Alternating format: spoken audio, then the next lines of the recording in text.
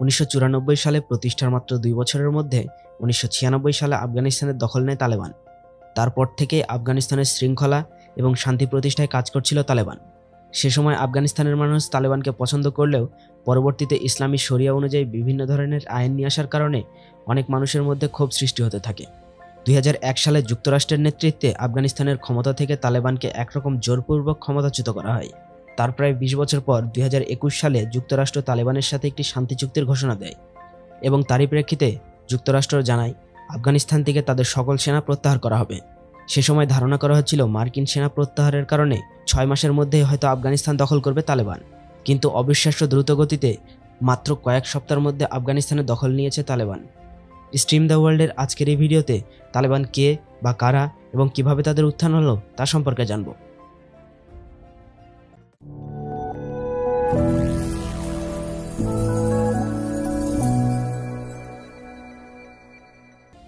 তালেবানের শুরুটা হয় মূলত 90 দশকের প্রথম দিকে। পশতো ভাষায় তালেবান শব্দের অর্থ ছাত্র। তালেবান গ্রুপের প্রধান নেতা ছিলেন মোল্লা ওমর, যিনি মাত্র 50 জন মাদ্রাসা ছাত্র নিয়ে তালেবান প্রতিষ্ঠা করেন। পরবর্তীতে পাকিস্তানে থাকা কিছু আফগান রিফিউজি আবারও আফগানিস্তানে ফিরে যায় এবং যোগ দেয় তালেবানে। তালেবানের মূল সূচনাটা হয় মূলত পাকিস্তান থেকে। ধারণা করা হয় পাকিস্তানের বিভিন্ন মাদ্রাসা, যেখানে কট্টর ও সুন্নি মতবাদ ইসলাম প্রচার করা হতো, সেখান থেকে মূলত তালেবান প্রতিষ্ঠিত হয়, যার অধিকাংশই ছিল উত্তর পাকিস্তানের কিংবা পাকিস্তান ও আফগানিস্তান সীমান্তে বসবাসকারী পশতো ভাষাভাষী বা পশতো জনগোষ্ঠীর লোক। বলা হয় শুরুর দিকে তালেবানকে পাকিস্তান এবং সৌদি আরব পূর্ণ সমর্থন জানিয়েছিল। অনেক ক্ষেত্রে বলা হয় তালেবান প্রতিষ্ঠায় যুক্তরাষ্ট্রের ভূমিকা ছিল।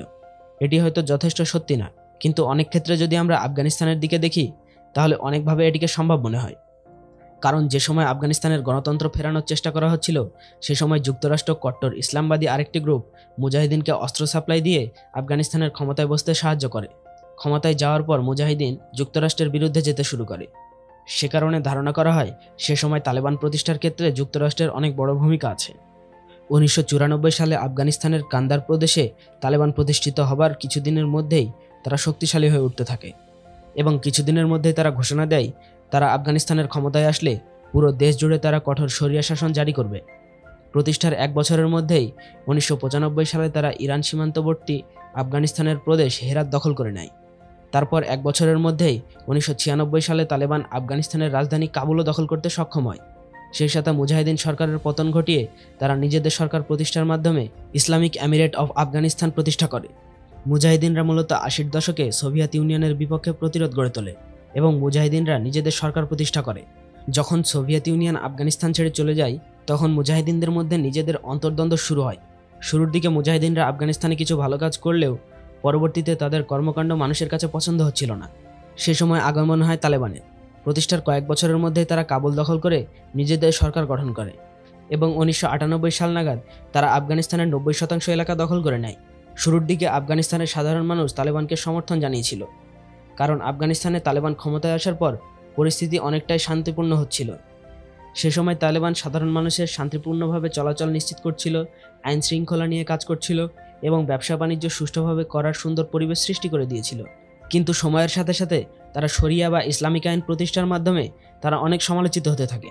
তাদের দেশে সব ধরনের কার্যক্রম শরিয়া আইন অনুযায়ী চলছিল, যার কারণে প্রকাশ্যে মৃত্যুদণ্ড কিংবা চুরির অভিযোগে হাত কেটে ফেলার মতো আইনি ব্যবস্থা চালু করেছিল, যার কারণে পুরো বিশ্বজুড়ে সমালোচিত হতে থাকে। শুধুমাত্র আইন শৃঙ্খলা নয়, সে সময় সাধারণ মানুষের চলাফেরাতে অনেক ধরনের প্রতিবন্ধকতা আনা হয়। সে সময় পুরুষদের দাড়ি রাখা ও মহিলাদের বোরখা পরা বাধ্যতামূলক করা হয়েছিল। সে সময় তালেবান অনেক কিছু নিষিদ্ধ করতে থাকে, যেমন সিনেমা, টিভি দেখা, গান শোনা, ছবি তোলা, পেন্টিং করা সহ আরও অনেক কিছু। মেয়েদের ক্ষেত্রে 10 বছরের ঊর্ধ্বে কেউ স্কুলে যেতে পারবে না এবং মেয়েদের বাড়ি থেকে বের হওয়ার ক্ষেত্রে নিষেধাজ্ঞা জারি করা হয়।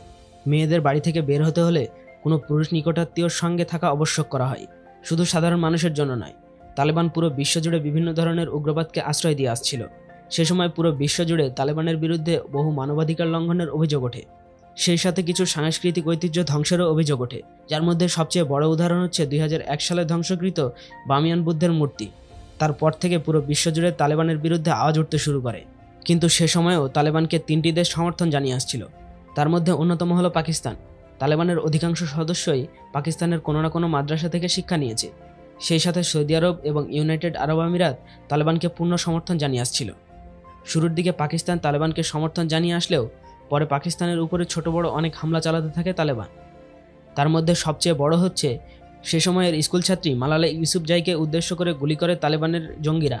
এরপর পাকিস্তানের একটি স্কুলে তালেবানরা জঙ্গি হামলা চালায় এবং বহু শিক্ষার্থীকে হত্যা করে। তারপর তালেবানদের বিরুদ্ধে সবচেয়ে বড় সামরিক অভিযান পরিচালনা করে পাকিস্তান আর্মি। তারপর থেকে তালেবান পাকিস্তানে আর কখনো সেভাবে নিজেদের প্রভাব বিস্তার করতে পারেনি। 90-এর দশকের শেষ দিকে মুজাহিদিনের কিছু বাহিনী আহমেদ শাহ মাসুদের নেতৃত্বে চেষ্টা করে তালেবানের বিরুদ্ধে প্রতিরোধ গড়ে তুলতে, যাকে বলা হয় নর্দার্ন অ্যালায়েন্স। পরবর্তীতে নর্দার্ন অ্যালায়েন্স তালেবানের সাথে যুদ্ধে পরাজিত হয় এবং এর নেতা আহমেদ শাহ মাসুদকে মেরে ফেলা হয়। তার মাত্র 2 দিন পর টেররিস্ট গ্রুপ আল কায়দা যুক্তরাষ্ট্রের 9/11 হামলা চালায়। সে সময় পুরো বিশ্বের নজর আসে তালেবানের উপর, কারণ যুক্তরাষ্ট্র অভিযোগ করেছিল 2001 সালের 11 সেপ্টেম্বর ওয়ার্ল্ড ট্রেড সেন্টারে হামলায় জড়িত আল কায়দার প্রতিষ্ঠাতা বা যুক্তরাষ্ট্রে হামলার মূল হোতা ওসামা বিন লাদেনকে তালেবান আশ্রয় দিয়েছে। এরপর মার্কিন যুক্তরাষ্ট্র 2001 সালের 7 অক্টোবর আফগানিস্তানে হামলা চালায় এবং ডিসেম্বরের মধ্যে পুরো আফগানিস্তান দখল করতে সক্ষম হয়। এরই মধ্যে মোল্লা ওমর, ওসামা বিন লাদেন সহ তালেবানের শীর্ষ নেতারা পালিয়ে যায় এবং পুরো বিশ্ব তাদেরকে হন্যে হয়ে খুঁজতে থাকে। বলা হয় সে সময় তালেবানের নেতা এবং ওসামা বিন লাদেন আফগানিস্তান থেকে পালিয়ে পাকিস্তানে আশ্রয় নেয়, কিন্তু পাকিস্তান শুরু থেকে এটি অস্বীকার করে আসে। 2001 সাল থেকে পুরো আফগানিস্তান জুড়ে আমেরিকান আর্মির সরব উপস্থিতি থাকার পরেও তালেবান নিজেদেরকে সংগঠিত করে এবং পুরো আফগানিস্তান এবং যুক্তরাষ্ট্রের সেনাদের উপর হামলা চালাতে থাকে। বিশ্বের সবচেয়ে বড় পরাশক্তি হওয়া সত্ত্বেও তালেবানকে ঠেকাতে যুক্তরাষ্ট্রের অনেক বেগ পেতে হয়। 2015 সালে তালেবান ঘোষণা দেয় 2 বছর আগেই তালেবানের জ্যেষ্ঠ নেতা মোল্লা ওমর অসুস্থতার কারণে মারা গেছে। তারপর তালেবানের নতুন নেতা হিসেবে মোল্লা মনসুরের নাম ঘোষণা করা হয়। সে সময় তালেবান নিজেদের আবার সংগঠিত করে 2001 সালের পরাজয়ের পর প্রথমবারের মতো আফগানিস্তানের একটি প্রাদেশিক রাজধানী দখল করে। 2001 সালের পর থেকে আফগানিস্তানের শান্তি প্রতিষ্ঠা এবং তালেবানকে দমানোর প্রচেষ্টায় যুক্তরাষ্ট্রের সেনারা আফগানিস্তানে অবস্থান করে, কিন্তু বিশ্বের সবচেয়ে শক্তিশালী আর্মি হবার পরেও তালেবানকে পুরোপুরি দমাতে সক্ষম হয়নি যুক্তরাষ্ট্র।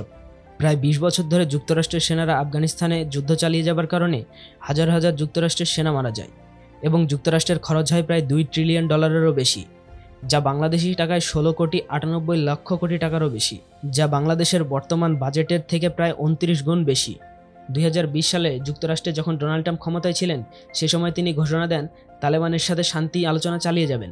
পরবর্তীতে জো বাইডেন যুক্তরাষ্ট্রের প্রেসিডেন্ট হবার পরেও সেই শান্তি আলোচনা চালিয়ে যায় এবং 2021 সালে তালেবানের সাথে শান্তি চুক্তির মাধ্যমে তিনি ঘোষণা দেন 2021 সালের 11 সেপ্টেম্বরের মধ্যেই যুক্তরাষ্ট্র আফগানিস্তান থেকে সকল সেনা প্রত্যাহার করবে। যুক্তরাষ্ট্রের সেনা প্রত্যাহার ঘোষণার পর থেকেই তালেবানের আগ্রাসন দেখা যায় এবং ধারণা করা হচ্ছিল যুক্তরাষ্ট্রের সেনা প্রত্যাহারের 6 মাসের মধ্যেই তালেবান পুরো আফগানিস্তান দখল করতে পারে। সে সময় জো বাইডেন বলেছিলেন মাত্র 75,000 সৈন্যের বিপরীতে আফগানিস্তান সরকারের 3 লক্ষ সেনা যথেষ্ট প্রতিরোধ গড়ে তুলতে পারবে। কিন্তু পরবর্তীতে দেখা যায় অবিশ্বাস্য দ্রুত গতিতে তালেবান আফগানিস্তানের সীমান্তবর্তী প্রদেশগুলো দখল করতে থাকে এবং মাত্র কয়েক সপ্তাহের মধ্যে তারা কাবুলের প্রবেশ মুখে পৌঁছায় এবং 15 সেপ্টেম্বর তারা কাবুল দখল করে নিজেদের সরকার গঠনের ঘোষণা দেয়। তালেবান যখন আফগানিস্তান দখল করে সে সময় আফগানিস্তানের সরকারি সেনাদের প্রতিরোধ ছিল না বললেই চলে। পুরো আফগানিস্তানের সরকারি বাহিনী তালেবানকে আফগানিস্তানের দখলের তেমন কোনো বাধা প্রদান করেনি বললেই চলে, যার কারণে তেমন কোনো সহিংসতা বা যুদ্ধ ছাড়াই তালেবান কাবুল দখল করতে সক্ষম হয়। কাবুল দখলের পর থেকেই তালেবান বলতে থাকে এবার তারা সরকার পরিচালনা বা চিন্তাধারা বদলে নতুনভাবে আফগানিস্তানের শান্তি প্রতিষ্ঠার কাজ করবে। সেই সাথে তারা উগ্রবাদ বা সন্ত্রাসী কর্মকাণ্ডকে প্রশ্রয় দেবে না। আজকের ভিডিও এখানেই শেষ করছি। তালেবান সম্পর্কে আপনার কি মতামত আমাদের জানাতে পারেন কমেন্টের মাধ্যমে। ভিডিওটি যদি ভালো লেগে থাকে তাহলে ভিডিওটিতে লাইক করুন, শেয়ার করুন এবং সাবস্ক্রাইব করুন। ধন্যবাদ।